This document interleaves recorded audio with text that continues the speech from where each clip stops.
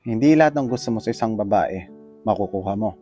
Dahil yan nakadepende kung paano mo siya itrato. Huwag kang umasa na pag naghulog ka ng piso, 100 ang ibabalik sa'yo. Itrato mo muna siya bilang reyna para itrato ka niya bilang hari. Tandaan mo, niligawan mo yan. Ikaw ang may kailangan. Dahil ikaw ang may kailangan, ikaw ang gagawa ng paraan.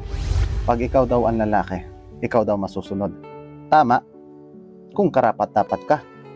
Pero kailangan mo munang gampanan mga katungkulan mo. Iparamdam mo ang pagmamahal, respeto, seguridad. Diyan nagpapasupil ang babae ng kusa nang hindi mo hinihiling. Pero kung pilingerong alpha ka lang, dahil lalaki ka at ang pamamalakad mo, putang ina, ikaw lang nagsasaya. Yung batugan ka na, seloso, tapos babaero ka pa. Ay, tapos ang partner mo, isang babaeng sanay mabuhay mag-isa. Anak ng pating, ay mas pipiliin niyang mag-alaga ng pamangkin kaysa alagaan ka pa. Ang tunay na alpha para sa akin ay kayang kontrolin ang sitwasyon, hindi ang tao. Malaki ang pagkakaiba na pag ang babae nagpasupil dahil sa takot kaysa nagpasupil siya dahil nire-respeto ka niya.